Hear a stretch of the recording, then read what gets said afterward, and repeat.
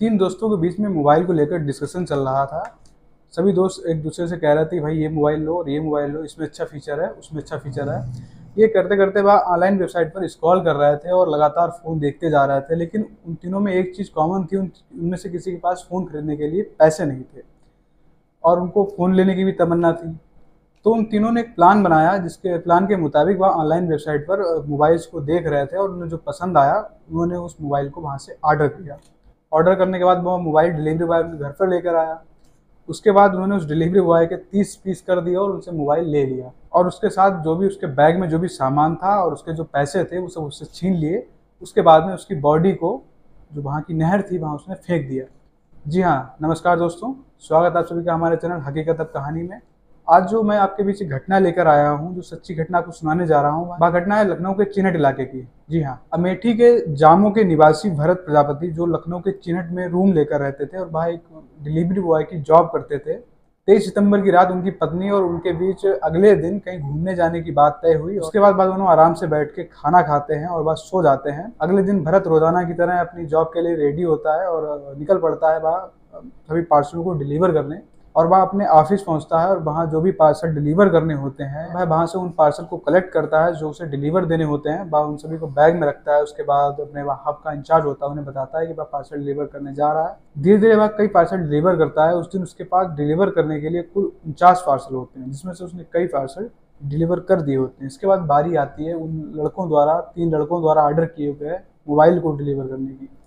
जब वह mobile deliver करने के लिए उस लोकेशन पर जाता है और वह वहाँ जाकर हिमांशु को फ़ोन लगाता है, जिसके मोबाइल से वह दोनों मोबाइल ऑर्डर किए गए थे, उसके नंबर पर कॉल करता है और उससे कहता है कि मैं आपके द्वारा बताई जो आपने लोकेशन डाली थी मैं वहाँ खड़ा हूँ, आप मोबाइल लेने आ जाइए। इसके बाद जो हिमांशु जो होता है वो अपने दूसरे दोस्त यानी गजानन को कॉन्फ्रेंस पे कॉल पे लेता है और उससे कहता है कि आप इसको फ़ोन दीजिए, ये वहाँ से आपसे फ़ोन ले लेगा और आपको कैश दे देगा। उसके बाद डिलीवरी बॉय उस एड्रेस जो पास में ही था, 2-4 घर छोड़ के था, वह वहाँ पहुँच जाता है और उस घर के पास पहुँचकर वह उस बेल को दबाता है। उसके बाद वहाँ पर एक लड़का दरवाज़ा खोलता है और उसे अंदर आने के लिए कहता है। क्योंकि उस डिलीवरी बॉय के मन में भी अंदर आने का थोड़ा संकोच था, इसीलिए वह थोड़ा-सा अंदर जाता है। वह गेट पे थोड़ा अंदर जाके वह खड़ा हो जाता है, उन दोनों फ़ोनों को निकालता है और उसे देता है और कैश की माँग करता है। वह दोनों दोस्त और उसके साथ वहाँ पर उसका तीसरा दोस्त भी मौजूद होता है, जिसका नाम आकाश होता है। जिन तीनों की प्लानिंग थी इस तरीके से फ़ोन मंगाने की, बाद तीनों कैश देने से मना कर देते हैं। उनमें से एक लड़का जाकर गेट को बंद कर देता है। उसके बाद तीनों उसे अंदर खींच लाते हैं। उसके बाद वहीं पास में एक लैपटॉप का चार्जर पड़ा हुआ था, जिसके द्वारा उसका गला रेत दिया जाता है। उसके गले को दबाकर उसकी हत्या कर दी जाती है। उसकी हत्या करने के बाद वहाँ जो उसके पार्सल जो भी पार्सल वह देने जा रहा था, डिलीवर करने जा रहा था, वह सभी पार्सल वह तीनों लड़के निकाल लेते हैं और उसके पास जो भी कैश था, लगभग 35 से 40 हज़ार रुपये कैश था और वह दोनों मोबाइल जो वो डिलीवर करने आया था, जो उन्हीं के नाम पर ऑर्डर किए गए थे, लगभग 1 लाख की कीमत के दोनों मोबाइल थे, वह सब चीज़ निकाल लेते हैं। उसके बाद उन तीनों लड़कों के सामने यह बात आती है कि अब उसने हत्या तो कर दी है उन तीनों लोगों ने, लेकिन अब उसकी बॉडी का क्या करें, उसके शरीर को कैसे नष्ट किया जाए। ये सोचते सोचते उन तीनों के दिमाग में एक आइडिया आता है।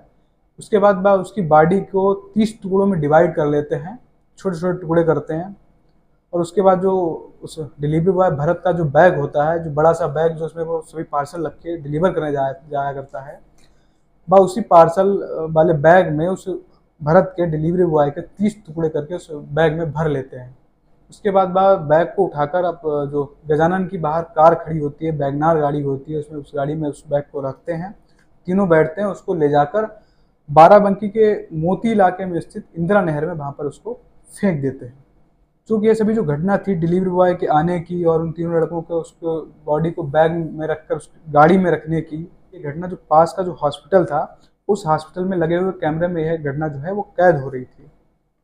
इसके बाद काफ़ी टाइम हो जाता है, भरत वापस सभी पार्सलों की डिलीवरी करके वापस नहीं जाता है, तो हब का इंचार्ज भरत को फ़ोन लगाता है। इंचार्ज के फ़ोन लगाने पर उसका फ़ोन स्विच ऑफ बताता है। कई बार फ़ोन लगाने पर भी उसका फ़ोन ट्रेसेबल नहीं होता है।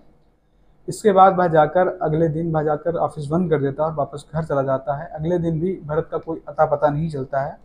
तो वह अगले दिन 25 सितंबर 2024 को जाकर थाने में एफआईआर देता है और उसकी गुमशुदगी की रिपोर्ट दर्ज कराता है। उसके बाद उसके परिजनों को भी उसकी गुमशुदगी की सूचना पहुंचाई जाती है। गुमशुदगी की रिपोर्ट दर्ज होने के बाद पुलिस इस पर काम करना शुरू करती है और देखती है वह कि भरत कहाँ पार्सल डिलीवर करने गया था, उसने आखिरी पार्सल किसे डिलीवर किया और कहाँ कहाँ वो उससे पहले डिलीवर करने गया। उसका फ़ोन भी ट्रेस किया जाता है और उसके नंबर द्वारा जिसे लास्ट टाइम कॉल की गई थी उसकी भी डिटेल निकाली जाती है। पुलिस उसके नंबर को ट्रेस कर लेती है। पुलिस को उसके मोबाइल की लास्ट लोकेशन देवा रोड पर किसी अस्पताल के आसपास मिलती है। इसके साथ साथ पुलिस जो है उसके मोबाइल द्वारा की गई आखिरी कॉल डिटेल्स भी निकाल लेती है कि उसने आखिरी बार पार्सल डिलीवर करने के लिए किस किस व्यक्ति को कॉल की। उस कॉल डिटेल में 2 व्यक्तियों के नाम आए, जो एक का नाम हिमांशु था और दूसरे का नाम गजानन था। इसके बाद पुलिस उस ट्रेसेबल लोकेशन पर पहुंचती है और वहां जाकर पूछताछ शुरू करती है। उसके बाद पुलिस को वहां लगे हुए कैमरे दिख जाते हैं और पुलिस उनकी फुटेज बरामद करने वहां के कैमरे को खंगालने लग जाती है।